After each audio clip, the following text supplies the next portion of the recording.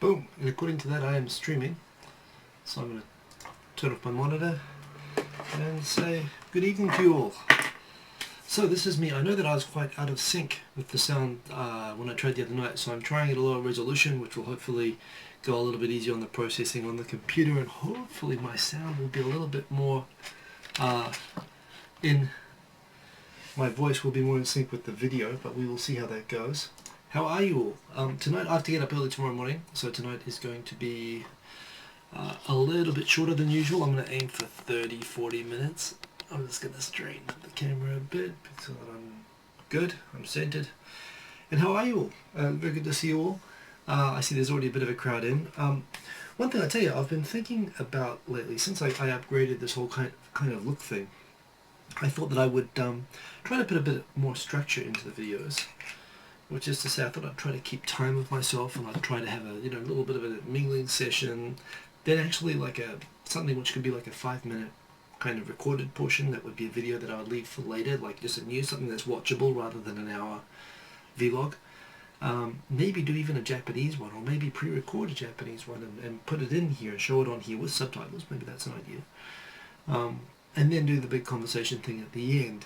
But I don't know, I'm playing with these ideas, and in order to do that I actually went on the web looking for a time management, like a cue card kind of teleprompter type app, and I looked at a lot of apps and I couldn't find anything I thought was very good.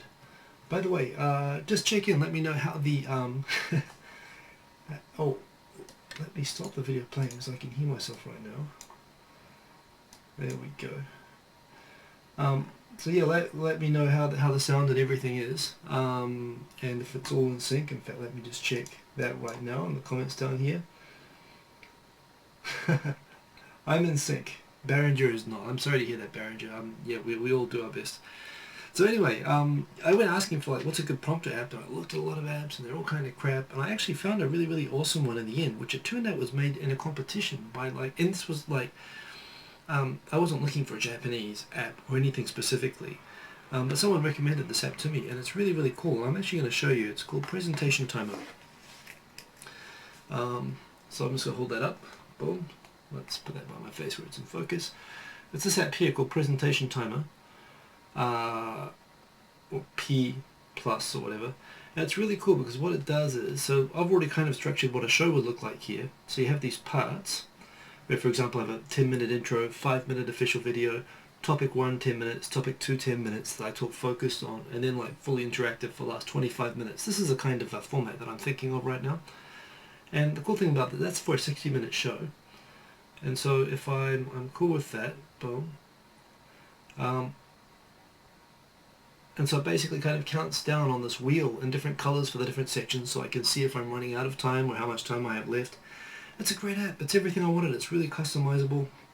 It's free, and I paid for some apps to see what they were like, and they were crap. And it turns out this was made as part of a competition by a middle school girl from American school in Japan. I'm like, crap, I would like to have my son make me apps like that one day. I thought that was super cool. So that was a cool thing I discovered this week. Another cool thing, which actually, I totally forgot when I was putting in the video information. I obtained permanent residency this week. On Friday, I went and picked up the visa, and I'm now a permanent resident of Japan, so yay me, yes. That was kind of cool. And the first thing I meant to do, and I want to do, and I will do, is to make a video. I can see 2 videos on this actually. One explaining, I'll just walk you through it. I'll show you where all the links are, how to get permanent residence in Japan. And if I'm going to do it, I want to do it right. I want to go through what the criteria are to be eligible, all the steps that I went through, and it took a long time. It took geez, I started back in October last year. So there's a lot of steps to get through, but I got through them. I can walk through each one. It's not that complicated, but it is just a pain. And that's part of the reason it took me so long to do. And indeed, that's why I got help. But I'll explain when I do that video how I got help. I paid for it, although frankly, you could do the whole thing for free. But in the end of the day, it's what got me through. So that was super cool. Yes, and the other thing, of course, I do want to do a video with Ado Inoue, who is an example of a guy. He's a good guy, and he's an example of a guy who took the other option of going for full citizenship. And that's an interesting thing, because a lot of people don't really understand the difference between permanent residence, which is just where I'm still a foreigner in Japan. It's just I don't have to keep renewing my visa all the time, or being a citizen. And it'd be kind of cool because he made the more unusual choice, but to weigh it up, a lot of people come to Japan planning to become citizens. That's kind of cool. And I'm interested to have that discussion as to why I made my decision, why he made his decision, and what the differences between those are. So I guess since we're still in the... And you know what, I'm gonna use this app anyway. Let's just do it. So I'm in the warming up. I'm in the 10-minute. We're in the mingling session here. So let's go to comments. Say hello to who's in here. I'm going to try not to do the whole thing off comments the whole time. That can get a little bit chaotic. But so let me just switch modes to comments, and let's go back to the top and see who's here. Say hello to everyone. So Joe Casey, you're the first one here first. You win YouTube. I think that's how it works. Thomas Sonder H, second, and I think we give out prizes for second. We're like the Olympics. So what else we got here? Who else is here? So hey Berenger, hey Sean Goss, hey SBYLP1, congratulations and welcome. Catch Up in Japan, good evening to you. Michael Pickett, yes, sheep. I'll try to unsee that if that's possible.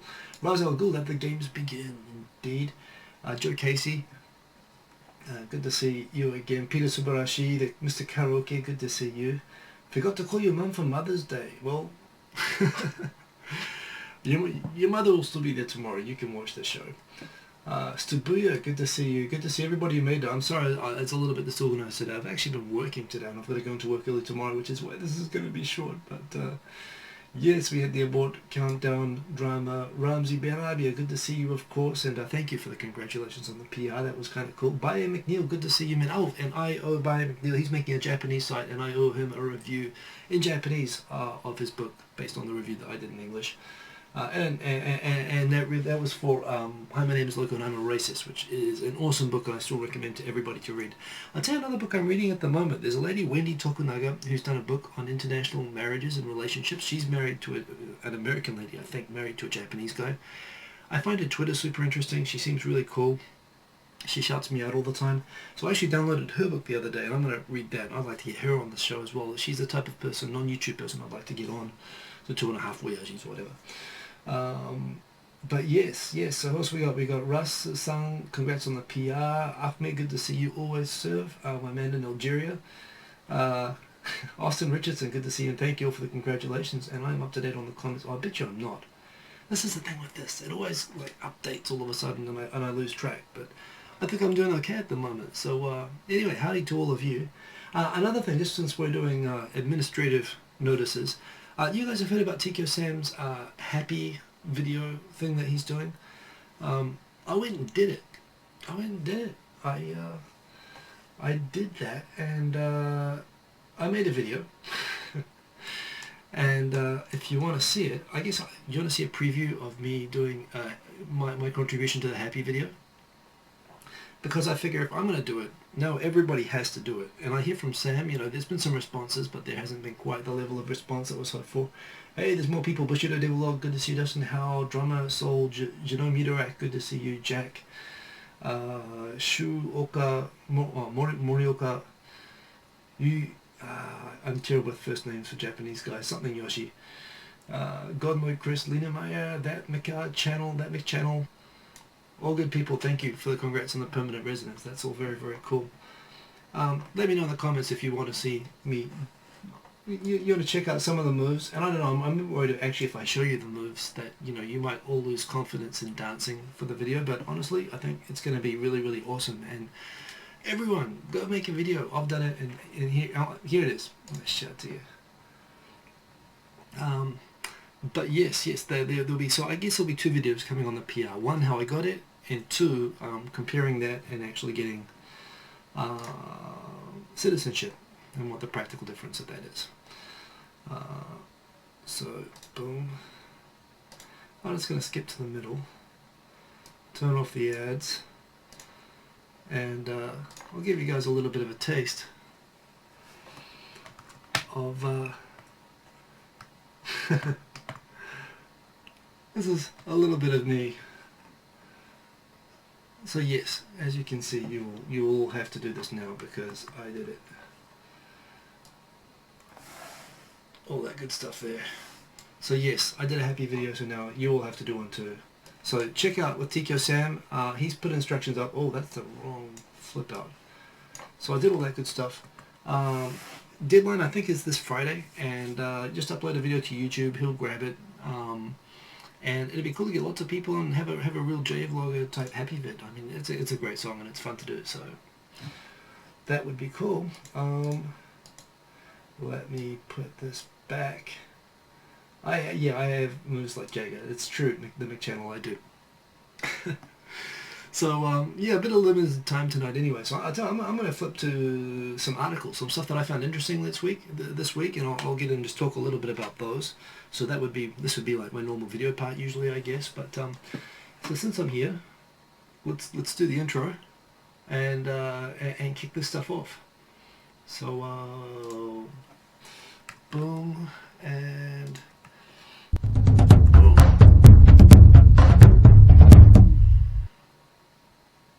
And we're back.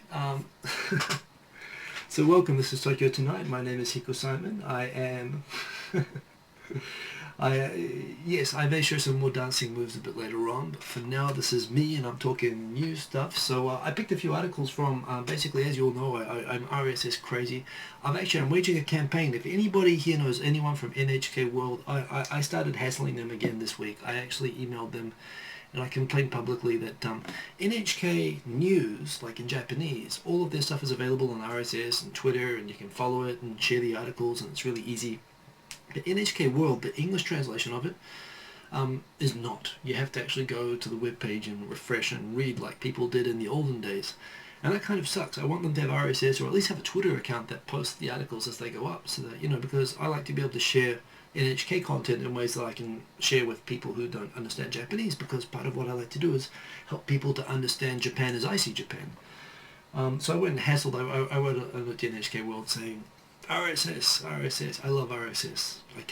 I still haven't gotten over Google dumping Google Reader. But at the very least, NHK World, come on, you're trying to share understanding of Japan, so at least get a Twitter account. So I did that. But anyway, what I do is I aggregate these stories, and the result of that is I like to put them together in a flipboard, and I pick topics. I've got a whole bunch of topics in my main. Sorry, you can't see this at the moment, so I'm going to share my screen again. Let's flip over here. Boom. So I've got different magazines. For example, I've got one which lists all the articles that. Well, not all of them actually. First I've got my Twitter, and then I go through about once a week and I pick what I think are the best articles from Twitter, and I put those on. Then I've got articles that are just in Japanese, articles that are just about Japan, and articles YouTube and tech, like video related or YouTube related or gadget related or science related, just stuff that I think is cool. I've got a magazine just of my own content, my Instagrams, my videos, 2.5 Oyajis, all that stuff. And then I've got video topics, and these are topics that I pick out as being kind of the best for sharing, and or stuff which I thought would be interesting to talk about. So on those topics, in terms of what we've got this week, I'll run through the ones that I picked. The first story that I picked is that there was a guy in Yokohama, a bit of a nerdy looking guy. He actually printed a 3D pistol, and this is something which is actually getting a lot of discussion at the moment in the US as well. As soon as they started getting these polyurethane 3D printers, people started trying to figure out ways to make fireable guns with them. And first they'd fire one shot and then they'd break or whatever, but they're getting better and better. Well, worse and worse depending on your perspective. They fire more shots now and they're becoming more reliable. And this guy made like a 6-shooter that could shoot over and over, and he uploaded the video onto YouTube, and the police saw it and promptly arrested him for breaching the manufacture of firearms regulations, which he pleaded ignorance to. But apparently his Twitter account and his homepage, he actually posted the specs for the modified design of the gun that he made for other people to 3D print. And he actually bragged on his blog before he was arrested, like, we're going to change the gun regulations in Japan, which probably wasn't a good move on his part. So yes, he's in custody. And Japan, in its normal moderate way, the Minister of Justice, I think it was, came on TV after he was arrested and said, yeah, we might look at banning 3D printers in Japan, which, if you think about it, I mean, well, it wouldn't surprise me in some ways. I mean, actually, like air guns for bullets, for nails, like nail guns, have been banned in Japan for a long time, and apparently the regulators saw the movie Lethal Weapon 2, where in the final scene, I think it's Danny Glover and Mel Gibson, they shoot bad guys with the nail gun, and apparently regulators in Japan saw that movie and they said, oh, that nail gun is going to, that could be used as a weapon, that's a gun, so it's going to be illegal in Japan, and it's been illegal, it was regulated against it. And here as well, they've seen this and they've said, well, maybe we have to ban 3D printers, which is like one of the dumbest things, especially when Japanese companies are like on the leading edge of being, it's seen as a potential area for Japanese technology to come back and be resurgent. But and I mean, okay, so you can print a bomb making manual with an inkjet printer. So do you want to ban inkjet printers so no one can print anything? But there again, I got to tell you, when I talk about the world of my son, who's 4 years old now, I'm thinking when he's 14 or 15, and the kind of world that the worries I'm going to have as a parent then, it's not going to be worries about Facebook and stuff like that. It's going to be worries that he's going to be, him or his classmates could be in their bedrooms printing guns or survival knives and shit. And that's kind of scary. And again, how do you parent for that? I mean, no question. I don't doubt, even probably within 2 or 3 years, we might have a 3D printer in the house. I'm sure every house is going to have a 3D printer. And it's going to be kind of remarkable that you'll be able to make, little doodacky things that you go up to shops to find, like, all sorts of little cheap plastic 100 yen store type stuff. You're going to be able to print all that stuff yourself if you want to. And it's going to be a very different world. I think it's a fascinating area, and it's fascinating that this guy's come and challenge those regulations like that. He's going to go to jail for a long time, and frankly, I think he deserves it because he's pleading ignorance. He says he didn't know it was illegal, but yeah, he knew it was illegal. He knew. So he's going. Another interesting story that happened this week was apparently a British journalist or historian or something who wrote a book about World War II. Apparently didn't realize his book became a translation of his book became a bestseller in Japan. And there's a little piece here by Jack Adelstein which talks about how Adelstein, I should say it properly.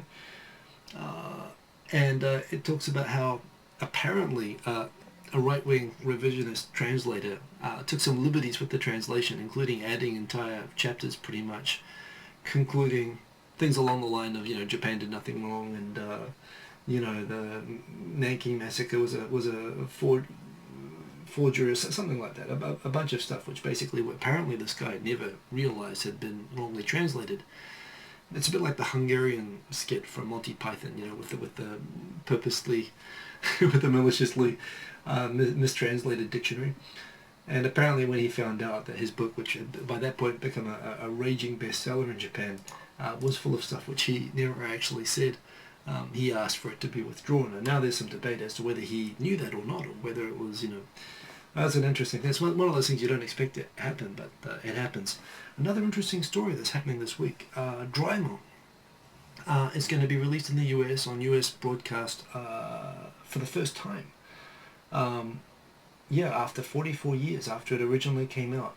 It's going to be showing on Disney Channel. And it's kind of funny, like Doraemon is a huge, one of the biggest anime characters in Japan, and so many adult Japanese grew up watching it. And they talk about Doraemon, they talk about things like, I wish I had I always say, if you have a dokodemo door, why would you use a takekopter? A dokodemo door is a door that you can just suddenly pull out and it lets you go anywhere, like through a warp hole. And a takekopter is like a helicopter that you attach to your head that you can fly. And there's this question, why would Doraemon ever fly around like a helicopter when he could just use a dokodemo door to go? But I guess most people watching this would be familiar with Doraemon.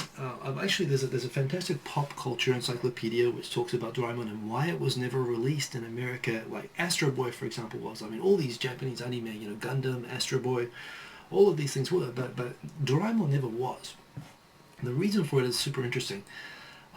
Apparently, it was actually assessed and it was deemed to be bad for education. Because the whole backstory for Doraemon, for those who don't know it, so apparently there's this guy called Nobita who, basically as an adult, he just becomes this incredible loser who screws up his entire life, and he actually runs up debts that become so bad that basically for generations to come after him, his whole family are basically suffering from the burden of all the screw-ups that this guy Nobita did back in the 20th century. So they create a cat-shaped robot. I don't think Doraemon looks very much like a cat actually, but they made this cat-type robot and they sent it back from the future in a time machine or something specifically for the purpose of looking after Nobita and saving him every time he gets into trouble in order to not screw up the future. So basically, and the reason it was kind of deemed harmful to education for American broadcast purposes is basically the whole point is that Nobita, like, he never learns. He's basically like a really poor example. He's like a Bart Simpson who never learns any lessons or any moral stories. The cat just always, the robot cat just always kind of saves him with a few gadgets and stuff like that. So it's kind of funny, and it's kind of in a way like, so when you deal with a lot of Japanese people, and a lot of people complain about kind of the lack of maturity and the lack of independence and the expectation of, you know, someone looking after them or nurturing them, whatever. And it's funny, you can actually see the psychology kind of coming through. The exact reasons that Doraemon was originally not permitted to be cast in America, or that it was turned down. Yeah, and so many Japanese talk, especially, well, for my generation, you know, university age people, whenever they're having like a tough time in their life, they're always like, man, I just wish I had a Doraemon. And not like geeks or anything either, like regular people would say it. I mean, that's how part of, so it's really embedded in the psyche of Japanese people, and in arguably kind of a negative way. It kind of makes people kind of passive, which I think a lot of Japanese people are. So it's super interesting. They are going to do it in English, and they're going to broadcast it on Disney XD in America, which I must admit, I've never actually really watched the anime or really even read the manga.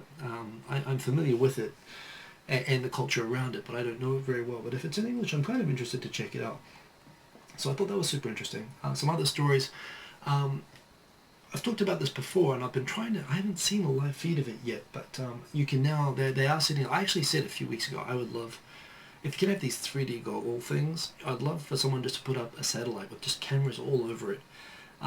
That you could put on an Oculus Rift, that you can put on one of these VR headsets when they're going to come out next year, and just lie in bed and like basically float in space and look anywhere through 360 degrees in HD and just be completely immersed in like you're floating around in orbit like in a spacesuit.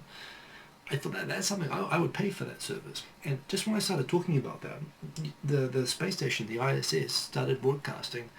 It's a fixed direction, but it's a high definition feed looking down at the Earth of going around in orbit. I've been trying to catch it, and every time I've seen it, it's either been offline or not working. But I wonder.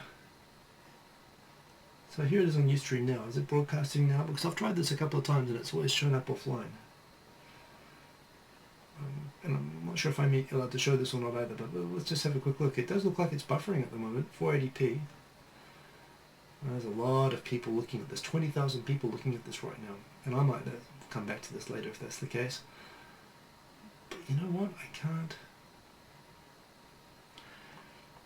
it doesn't seem to be loading. I don't want to give up too much of my bandwidth and ruin the broadcast, so I'm going to, or it might just be switched off at the moment. But I thought that was super cool, and that's something I expect to see more of. I mean, I think, you know, we talk about this idea of putting people everywhere, but honestly, you know, I think if it's cheaper and easier, mass-produced little satellites with HD cameras and stuff all over them, send them everywhere. You know, send them to bloody, they're found like underground oceans on Ganymede, like one of the biggest, I think the biggest moon in the solar system that's going around Jupiter. You know, just like Europa, for example. Just send probes everywhere. Don't wait for people. Sending people into space is a hassle, but let us all travel there virtually. And use these Oculus Rifts and stuff like that. I think that'd be totally awesome. Another thing I thought was really cool that I put on here. Oh, that's from the other day. Oh, and that's another thing I've got to mention, the thumbnail competition. So that'll be the last of the things. But there's a lot of kind of new energy kind of things going on at the moment. There's just been a new power station set up in Arizona. It's going to be like a super high tower that just works on the temperature differential that naturally exists in the desert to generate something like, I saw 1,250 megawatts, which is big. I mean, that's like nuclear power station big, and it's basically perpetual natural energy. So it's kind of cool. I mean, provided there's no unforeseen side effects to it, that sounds like a really, really good way of generating power. And this is another thing that's been talked a lot about in Japan. They're talking about solar highways here. I wonder if they're talking about kinetic energy at all. But there's a lot of people who talk about things like using highways for like kinetic energy generation and stuff like that. Like, there's a lot of really interesting things which, you know, for whatever reasons, they don't seem to very easily get commercialized at the moment. And there are actually reasons for that. But I don't know, there's lots of really interesting stuff in that kind of field at the moment. And yes, final thing I'll mention about the thumbnail competition, which we're going to run probably, I think, until the first week of June. But basically, as you've already seen, I've got my Tokyo Tonight thumbnails, which I always just make from one of the Instagrams that I did that week. I put a standard template over the front of it, and that's what I do every week now for Tokyo Tonight. For 2.5 Oyajis, Victor came up with the very correct idea. Let's just make a standardized thumbnail. So just, branding. And yes, we both made some suggestions for what that should be, but, we thought, well, we're both pretty good at making thumbnails, as you can see, of course. But, but, there's a lot of people out there who can make something really, really cool, and, this is all about participation and involvement. So I'd love to get people's suggestions and people's ideas for that, in on that. And yeah, so back to the comments. Well, I'm sure 1.21 gigawatts. That's right. You can travel back to 1950. What year was that? I don't know. 1957. I don't know. Back to the Future. Awesome movie. Yes. So yes, Tabuya was actually, that was a Maori sleeve. It was a. I think it was a Maori design, a Polynesian design. I picked that shirt up in New Zealand, the one of me dancing. If you want to see more of me dancing, I'll put it back on again for another. I'll show you a little bit more. But seriously, it's fun. And you want to dance with me? Dance with me. I mean, and it's the first collab of Tikyo Sen that I've done. But, if you're going to do a collab with Tikyo Sen, you might as well do a dancing one, right? And you get to dance with me. And and I got all the moves, so don't worry, I'll keep the thing moving if people have trouble with that. So I'm gonna do this for about another 10 minutes. 10 minutes. So I've got to jump off early. I'll wake up early tomorrow. But let's go and check out your topics and comments and see what we're up to, people. So let's see. We're going on. This is all the hellos and the how are yous and Baya McNeil. Yes, good to see you again. And Rumso Gaijin, that's a good name. Congrats on the PR, yes, and I've got to make a video about that, and thank you very much for the congratulations on that. Nanda Mogai, very good morning to you, sir, or good hello, or wherever you are. Barrington, never feel like a room without a roof. That's probably a good thing. Yes, Madison B, so you asked the question about probably the topic that I just raised before, about the young man who 3D printed a 22 pistol. And my thoughts on that are, he knew what he was doing, and he does deserve to go to jail. Japan, no, you're not allowed. Any moron knows that you're not allowed to print and fire a gun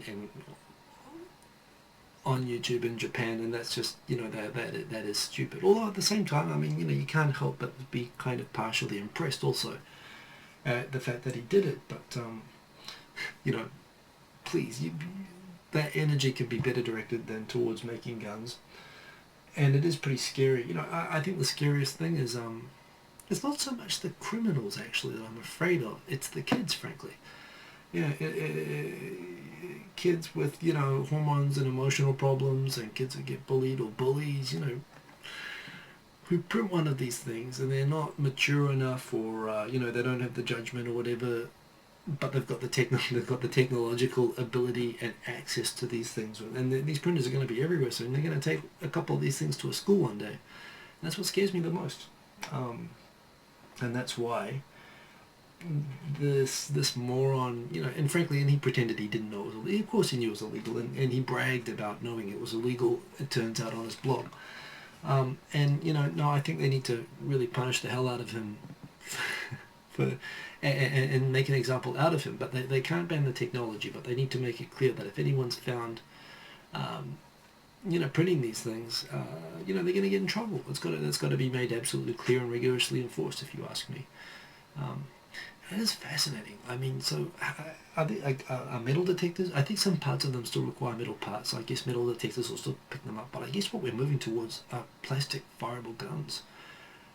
I mean, it's kind of scary, isn't it? I mean, geez, at the moment where people seem to be most scared of Facebook and social media technology, but I think we're going to actually have to worry about, by the sounds of it, again, 20 years time or 15 years time or 10 years time with my kids, we're going to have to worry about people losing immunity to, things that we use with antibiotics, and people being able to just make guns. It's going to be kind of scary. yes, people realize the Lethal Weapon reference, which apparently it was just because of that movie that they banned those guns. They banned those nail guns in Japan. It's kind of crazy. And indeed, Ahmed, it is getting scarier every day. I tell you what as well, I mean, you know, the stuff that's happening in Ukraine at the moment, and again, you know, the stuff that's happening with China and Vietnam and Philippines and China and everything. I don't know, we always like to think that somehow the world is always moving forward and away from wars and toward democracy and being boring. And, you know, I mean, this is the whole thing. When the Cold War ended, there's the famous Francis Fukuyama end of history. There's no longer going to be any more ideological major conflict in humanity ever. History is over. And I kind of wish he was right, but he's obviously not. And, you know, I mean, the stuff that's happening in Ukraine is full-on World War II type stuff at the moment. It's full-on, you know, marching into the Sudetenland, if you ask me. It's kind of freaky, you know. And I've been in that part of the world. I have ancestors from Eastern Romania, and I've driven actually all the way along the Danube River, along the border with Ukraine, down towards Tulcha on the Black Sea, from Galatz, and you know, I could see. I was always interested. I could see across the other side of the road into Ukraine. And yeah, it's a really interesting part of the world, but man, you know, it's scary. The world is not as sorted out as it should be. And so socio indeed banned kitchen knives too. Well, this is where you start getting into. Okay, so, but you know, in Japan, they do this. If you use a knife or a gun in an attack on people, they do charge you with violation of the swords and guns laws. And if you use like even a kitchen knife, I think, as a weapon, they say that they prosecute you for using it as a sword. So, you know, people are allowed kitchen knives and they don't enforce on kitchen knives, but if they want to arrest you and they think you've committed a murder, they'll go to your cutlery drawer, and if they find a knife, or if in fact what they did with Al-Mashin Rikyo, you remember the cult that did the sarin gas attacks in the 90s? The very first thing that they charged the cultists for was when they raided the compounds. They couldn't find any evidence of anything, but they found paper-cutting guillotines with the big blade on them. Simply because of the big blade on the paper-cutting guillotines, the first charge that they put on the cult members that they arrested was a violation of the swords regulation laws. So, point is, you know, it's like the dancing laws. It's like, technically it's illegal, but they're never going to enforce it unless they think you're guilty of something else.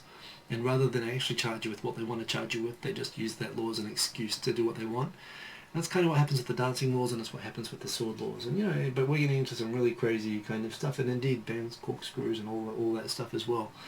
So what else we got here? 3D printers, that's right, it's a lot. I mean, but, well, and Joe Casey, indeed, you know, if people are going to find a way, if they want to hurt someone, but, you know, when you start getting into the world of guns and knives, you have to at least make it clear that it's not cool to go make that stuff. You know, there have to be reasonable limitations on people. Of course, I know I'm not speaking to. In the US, it's considered a human right to be able to, you know, it's a constitutional right to arm, but that's the exception, not the norm in the world.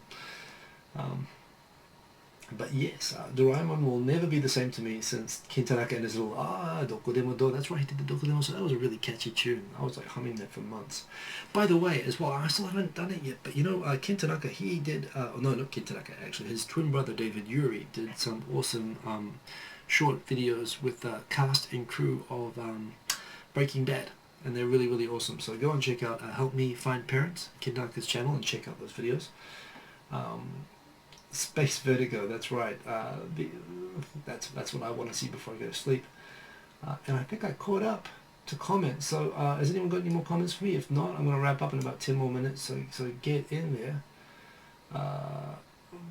And what did Bushido say? That Ahmed is +1ing him. So try as they may, the government cannot ban an idea. That is true. The solution is education, creating a culture of personal ethics and responsibility, not creating a nanny state.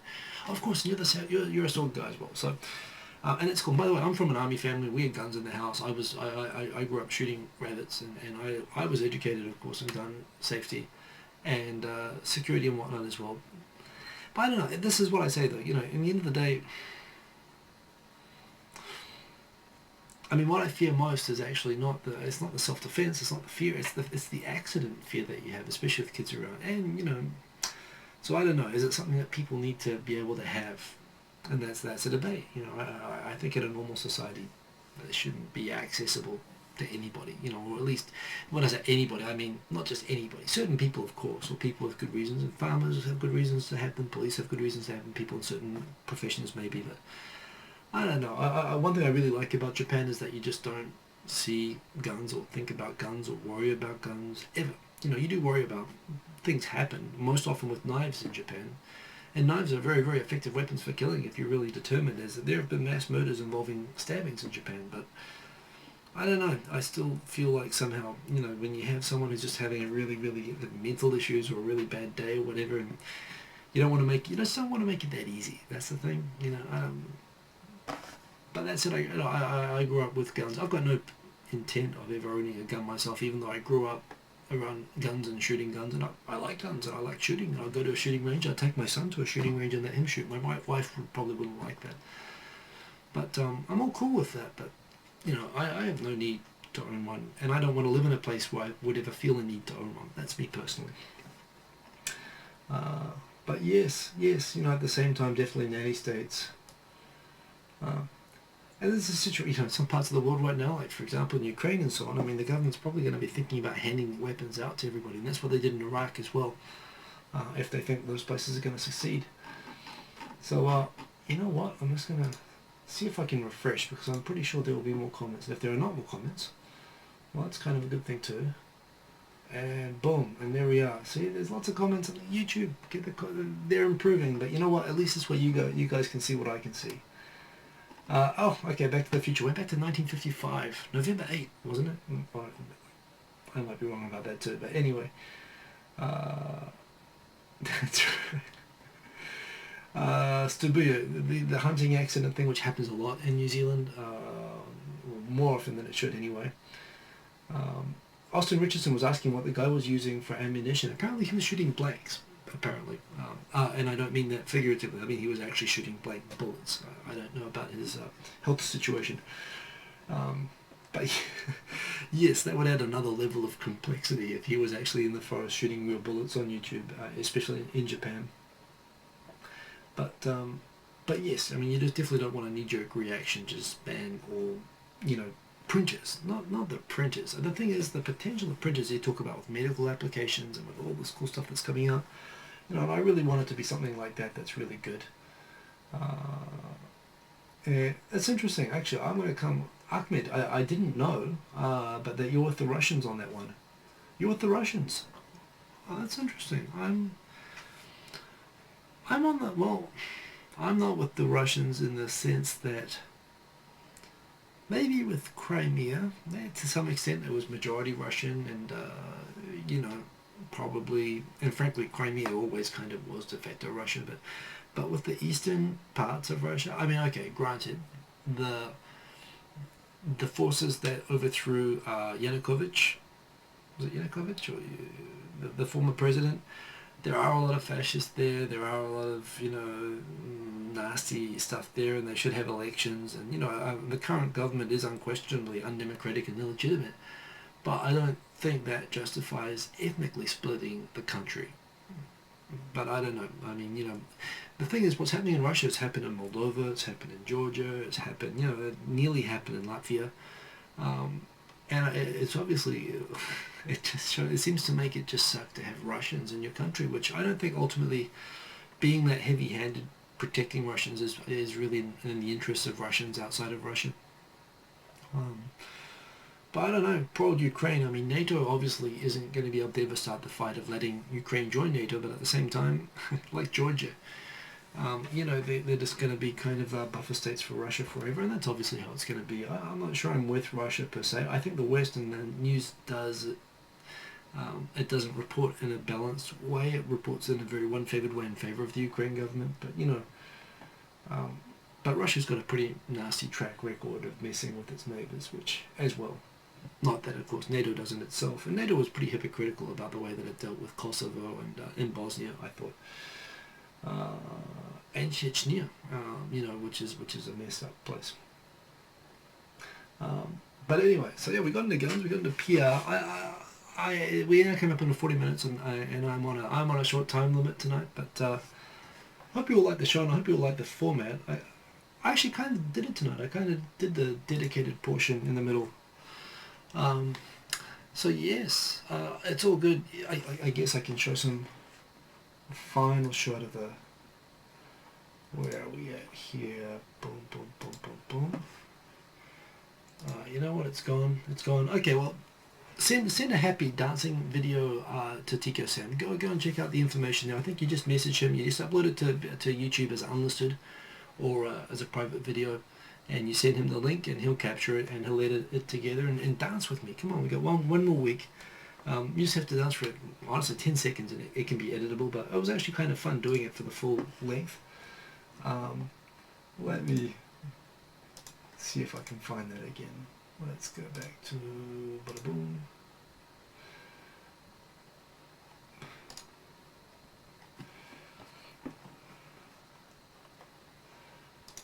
So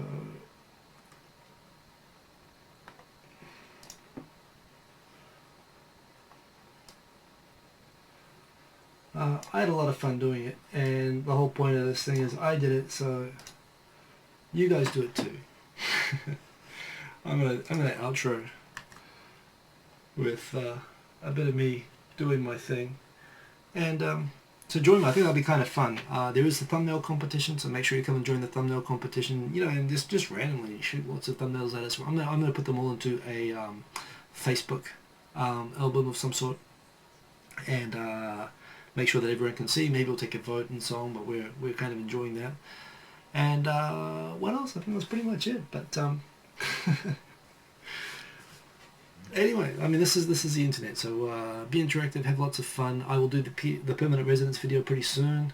So I'm showing this. I got the moves. I'm gonna be like, obviously no one can be as good as this, but you know, they can join in the fun anyway. I think it's kind of cool. I enjoy doing it, and I think it's a good. I want to see a good representative J-Vlog video, happy video for Japan. So that is me, and that is Tokyo Tonight, and I guess that is about it. Let me just do a last check on comments, but no, very good talking with you all again. As always, I'll see you next week at the same time here on this channel, and 2.5 Oyajis, 10:30, where we will have a special guest, by the way. I'm currently sorting it out, but we will have the guy that we've been meaning to get for a long time now, and we're all set to go with that. So this week, 10:30 Wednesday, will of course be awesome for 2.5 Oyajis. So come back and join us again soon, and good to see you all again, and good night and peace. And boom, here's the awkward ending where I press stop streaming.